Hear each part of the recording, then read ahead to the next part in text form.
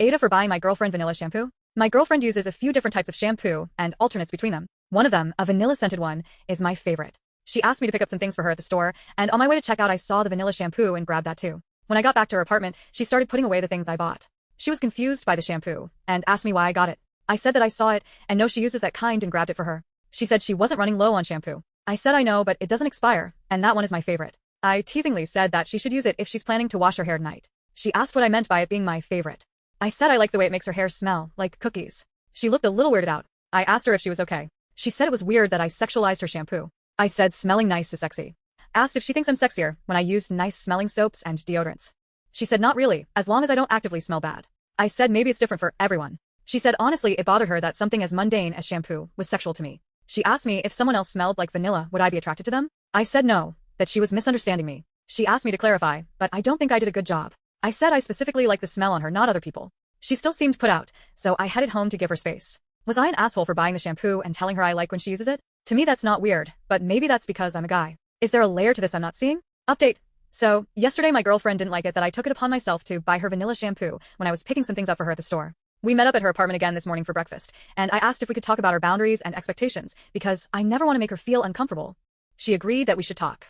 She said that when she visited her family over winter break, she had time to think about our relationship and talk to her parents and sister about me. She said that space and perspective made her realize some things. The first thing she realized is that she isn't happy that we always meet at her apartment. I said I completely understand that, and she is welcome to come hang out at mine. When we first started dating, she didn't want to visit my apartment often because of my 4 roommates, but things change, and I get that. She still doesn't want to hang out at my apartment because of my 4 roommates though. She said that my living situation is too crowded, and it bothers her. I asked if she wanted me to move, and she said she would like it if I made a commitment to finding a new living situation by the next semester. Since the next semester is a long way off, this isn't unreasonable, but I was hesitant. I really like my living situation. My friends and I help each other out a lot. I don't necessarily want to live alone, and it is expensive. She can afford to live alone, but I don't necessarily think I could. I explained that I didn't think I could afford it. She suggested I ask my parents for money, which isn't an option. She also pointed out that I have a part-time job, but that doesn't make me enough money to pay for my own apartment. I asked if me spending too much time at her apartment is the only issue because I felt like there was more to the shampoo thing. She said yes, that she didn't like that. She said she didn't like the idea that I'm constantly thinking about having sex with her and that it made her feel disrespected. I said I'm not constantly thinking about having sex with her. I told her it's more that I really like her, and sometimes she does things and I think they're sexy, but that doesn't mean I necessarily want to have sex at that moment. It's just my internal monologue going, that was sexy. That wasn't the right way to explain it. She didn't seem to understand where I was coming from. She asked me what was going through my head when I was at the store, and if I was thinking about having sex with her.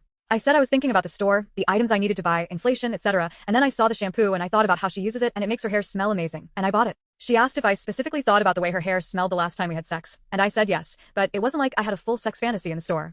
It was a momentary thought. She said that isn't normal and I might have Tourette's or ADHD or OCD or some other condition that causes intrusive thoughts. I'm really glad I made the last post because I was worried about what she said, but then I remembered all the commentators that mentioned also feeling the same way about scents. I told her I posted about our conversation in an anonymous online forum, and several people feel the same way I do about smell. I said I think it is normal to feel that way about scents, but maybe it isn't ubiquitous.